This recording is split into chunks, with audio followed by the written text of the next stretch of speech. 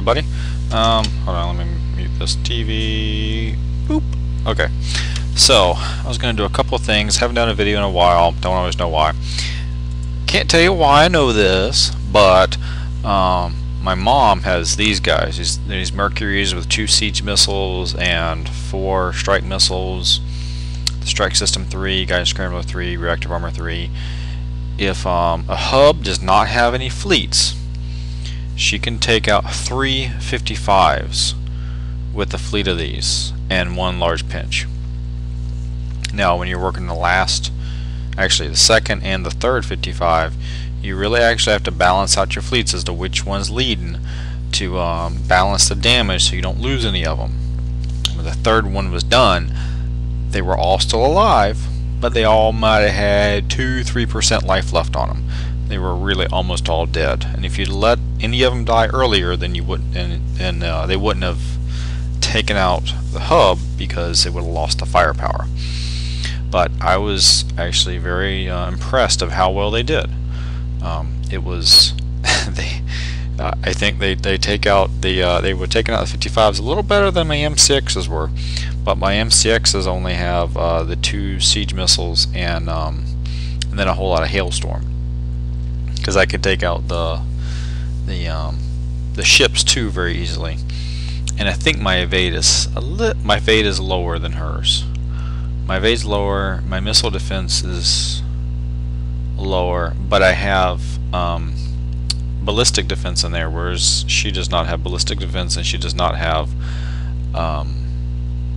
any sort of, well, I don't have any concussive defense either. But so anyway, so that's that. And so what I was gonna do, so my base got hit by MCXs, and let me actually do this. Let me pop back out in just a second. I'll show you the battle log, and then we're actually going to do a replay, and I want to show you a couple of things, but one or two points I really want to make sure you see, because it has nothing to do with MCXs. It has really just to do with so we'll watch both. We'll watch the prep, which is probably, I haven't actually watched this. It's probably like nothing really worth watching, and then we're going to watch this one. Notice there are 2 different fleets. Rocket used on the second one, and he died, which is actually, I'm really happy about. That means my refits on the Goliaths have actually helped, not knowing what he has on these ships. So what we're gonna do is, where are we at? Up here, playback. So we're gonna watch the prep real fast. That'd have to be this one. This is probably just a non-event. There's probably really nothing to learn from this one, but let's watch and see. My gut's gonna say this is gonna be like mortars. Let's shove that up. Bring it over here. It's gonna be a lot of shock waves. Looks like, which is cool. Killed enough just to know the right direction to come in, and then he probably corrected his direction. Yeah, a whole heap and load of shockwaves. Dude, control your ships, because this guy is probably going to be the first thing. Yep, this guy is going to be the first thing that shoots at you. This turret is only here for subs. It's here for if you're only starting in with Spectres. It's to push you out further, so you're gonna surface earlier when you get way over here. That's the only reason this turret is here.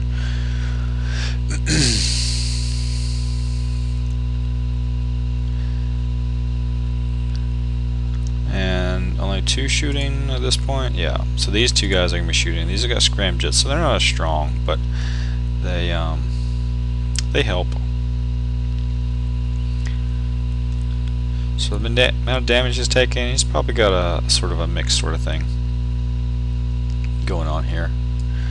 Notice that this one goes over here. Now in all reality, this one might actually not be in the greatest spot in the world. It probably is. The subs would have to be like right here. Okay. So we do that, and then we do this one. And now he's going to come in with his MCX fleet. and most of it is fine. Let's close it up. You'll see, so he has a fresh fleet coming in. You'll see some hailstorm in there. He's probably got his 2 siege missiles, and he's got something else. We'll see from the projectiles if those are strike missiles or not. I actually don't remember. See, at this point, he's not taking out any of the ships. And in all reality, in a prep fleet, you really want to see if you can take out a ship or so. That would really taking out a fleet or two in a prep really helps out the prep a lot. Now we got all of them guns firing at you. He's got some strikes in there. That's the closest thing to him, so it's first thing to shoot at. It's not something that he aimed at, so can't really fault him for shooting at. Now at this point, now here's a decision you have to make pretty early on. Do I shoot at a guard ship or do I not shoot at a guard ship? So here we have Goliaths, and you have thuds shooting at them. And so he takes the time to shoot at them. Now, in all reality, a thud ship you probably want to ignore. Sometimes, maybe not always, but sometimes. But he's got that feeling of, you know, I'm making a good dent to it, but I also don't want to sit still very long either. So that's why he switched over to the turret. He figured if I kill the turret, then I can keep shooting at this while I'm moving, which is actually that one is a smart move that he did. I like that move. He could have actually gotten closer at that point.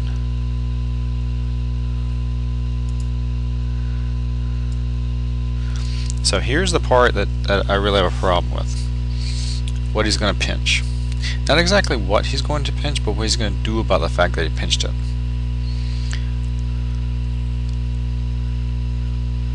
He is going to see, watch this. His ships, they just, I don't know what dot that for. Is that dot for him? His ships are coming down into what he pinched. You don't come into what you pinch unless you're actually going to kill it before you get there. He did kill the turret, but he did not kill the 2 ships that are holding siege cannons. And then he realized that once the pinch came off, like, oh crap, these are all siege cannons. And watch this. There is no break in these guns. This is actually cool. I don't know if it's doing much damage to them, but it's cool to watch. There was like that reload on those rockets made them so they never stopped firing. That was actually kind of cool. It didn't really seem like it was doing much damage to it, but it looked cool. This is where you cross your fingers. Please don't reintroduce the glitch where the damage remains. Please work right. Please work right. I remember when the playback first came out and the damage would stick, and you had to repair your base all over again. So that was a that was you know, it was fine until he got to here, right? And in all reality, he was going to have a problem with these 2. And what you would probably want to do is pinch these 2, because he noticed pretty early on that this guy never moved and this guy doesn't move a lot. He only moves a little bit. He only moves in this little range, right? So what he probably would want to do is, once you realize that these ships aren't really going to move on you, is you want to pinch these guys probably around the time that they start shooting at you. Because what you want to do is you want to pinch them so they're not shooting long enough for you to get back up in here. Because if he's back up in here, notice neither of these are shooting at him anymore. Alright. That's really what I would do. And you'd still stop for this guy. You'd probably be killing this one. These are probably shooting at you. And see, that's actually the range of the thuds, not the siege cannons. That's probably what the siege cannons are going to be shooting at. So, you know, and this thing had probably already moved over here, right? So he wasn't shooting over there. He's not going to shoot till he's around here. So he stops over here to kill this off, pinches these 2, and then he should be shooting his way down here. If he can make it down here with at least 1 ship left, he's golden. except the fact they did that. But by that time, all three of them are probably packed in together, and you probably could have pinched all three at the same time. So, anyway, you know, for your own either base defense or base hitting, either one, some tidbits of knowledge. And I know when I tell these things, somebody's going to hit my base and use that knowledge against me. It just happened numerous times, and it will probably happen again, which is okay. Everybody gets better that way. I get better because somebody actually hits me with something I told you how to hit me with, and then I realize if it was a right thing to do or not, and you learn to hit better. So see what's going on. Ever since the last raid, I've been making this guy, the Hurricane with the Siege Drone Module 3. Nothing else, because in all reality, if it gets used, it'll be used for base defense, and I'll have it set up kind of like this one. Actually, I would replace this one right here, and so it'll shoot up on it here, and you know, if it ever takes a shot, it's just gonna die, right? It's designed to send out the drones. It's not designed to do anything itself. So this is as much of a ship as I'd ever make on this thing. If it was going to go out into the world to, you know, hunt stuff, yeah, you'd use the specials, use the armors, use the other weapons and everything. But the way you have to repair these things, no. This is getting built basically until they fix the bug in the base defense where with these little boogers don't auto resupply themselves.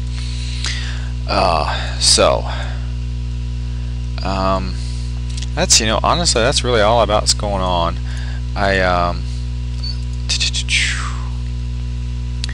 So I picked up the Destroyer X. Oh yeah, tell you what, shoot, Destroyer X, that's what you gotta have right there. The upped version of the Destroyer. I don't know what's different, but it's got to be awesome. It's got a special. Dang.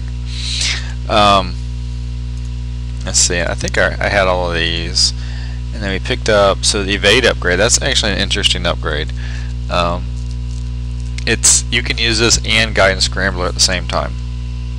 So that might be interesting if you're looking for crazy evade or something. Don't know. Concussive upgrade. This probably works with the concussive shell thingies. Only 8%. I don't use the other one, so I don't know why I would use this one. But I will make sure I get it next week so that I have all my slots cleared for whenever they do introduce something I do care about. I was happy that this one came back.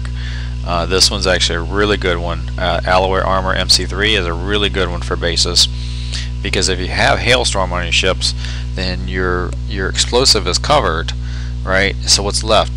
Dealing with hailstorms, dealing with javelins. Well, you know what? This is you know, your middle of the ground cover for both. My preference would be doing like an MC3 special with D4M, which is the missile armor, and so you up your missile a little bit more because that's the splash weapon, right? So that's going to affect all of your ships, and then but you still have a decent defense for ballistic to deal with the javelin, because the javelin's a single ship weapon. It's only going to affect one of your ships at a time, so you don't really need quite as much armor for that one. And if you can throw in any evade that helps your javelin, doesn't help your halo any, but it does help ballistic like Goliaths and things like that. So having some ballistic, having some evade does help for multiple things. It helps for the defense fleet and helps for javelins, but that's about it. So I'm of the alloy armors right now, I'm liking this one the most for regular ships. If you're going to blitz, I haven't done it because I think where am I looking for? I let the color, I let pictures come in. Am I looking at this one?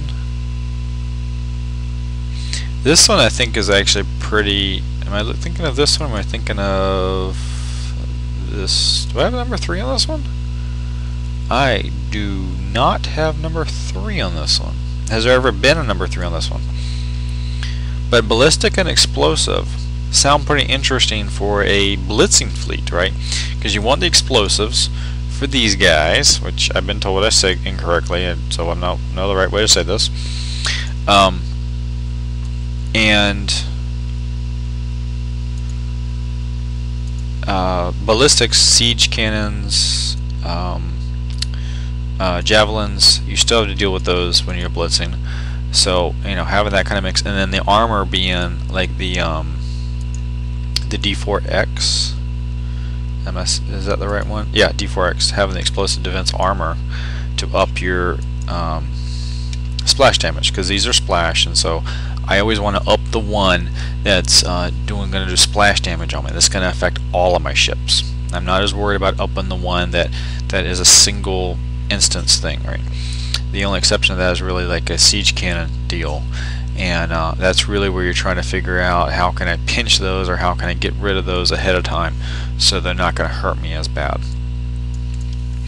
So anyway, that's a couple little thoughts on that. Anything else that was actually interesting in here? Negotiator mortars. I have not seen one of these shoot. I've heard that they are the lowest trajectory mortar, but they're just not that strong. So I have the only reason you'd want to use a negotiator mortar, and from what I hear, people don't use. They're not going to be using 3. They're going to be using like 2 or something, because they're also bloody heavy. I think is what I heard.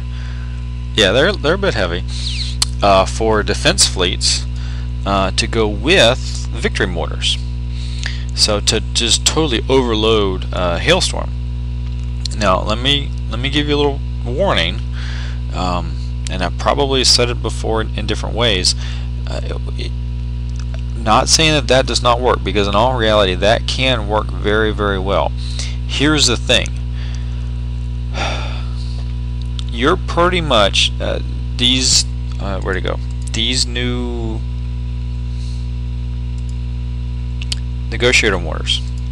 So they actually do have more range than a regular mortar, but basically what you're going to have is you're very likely to have, depending on how you arrange your base, you're very likely to have where they're encountering one of your defense ships at a time.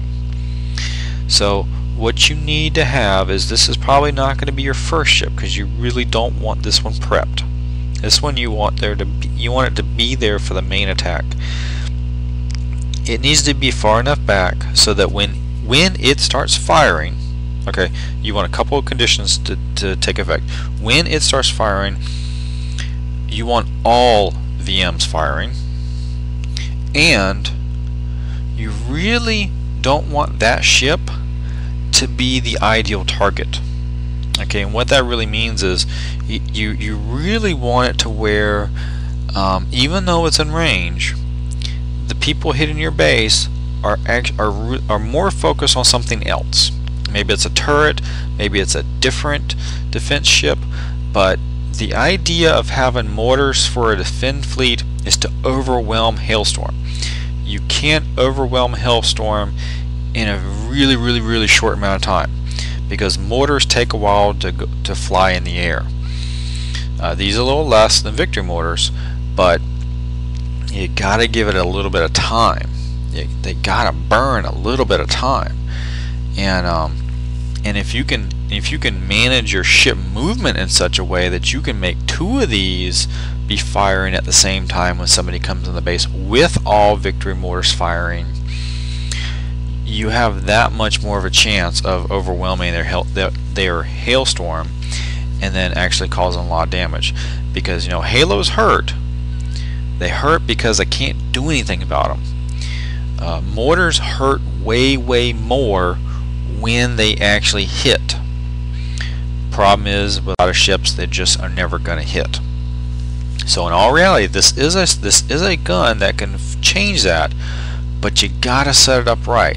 I hit too many bases where, yeah, you know what, I'm even using the MCX where I don't have a lot of Hailstorm in there. I do have some on there, but I think they're all A's.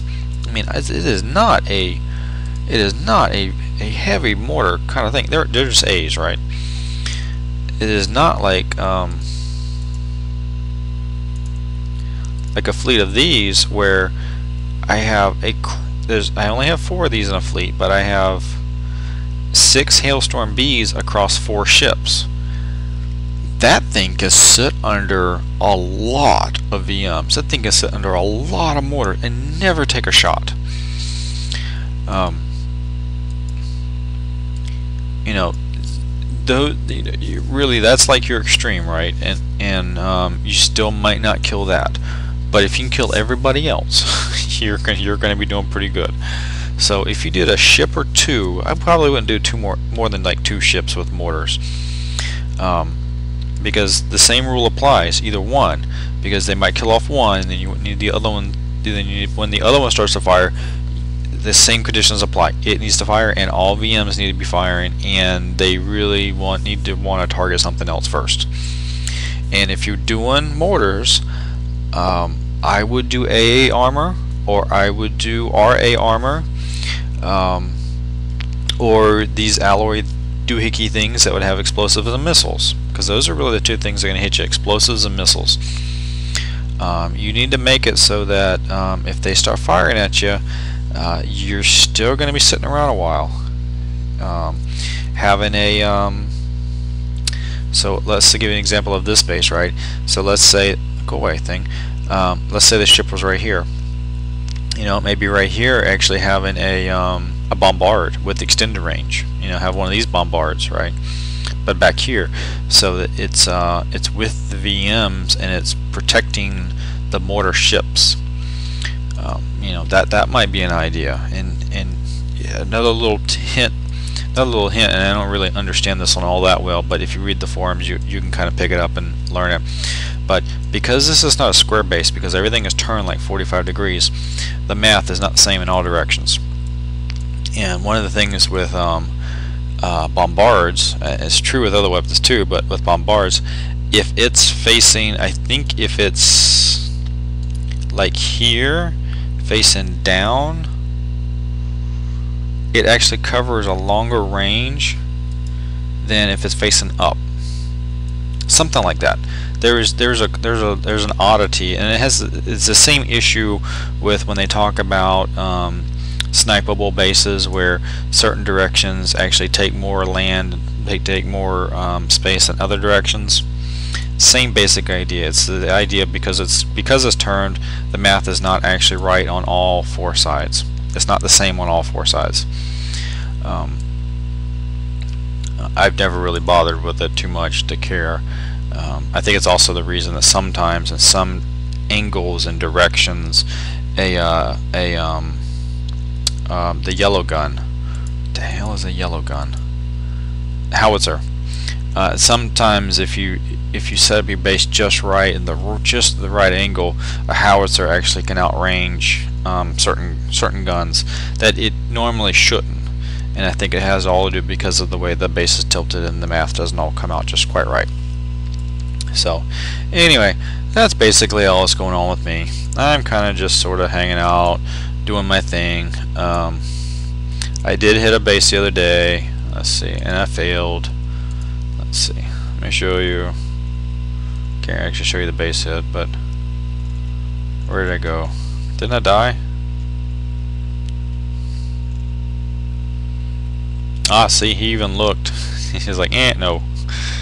I thought I died.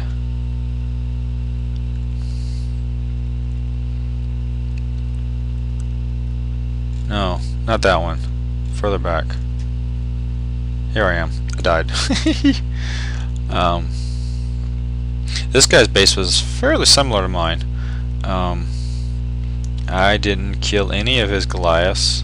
I did kill all of his turrets, I think. I think I actually got all the turrets, but that's about it. That's about all I killed. So, anyway. Came home from that one.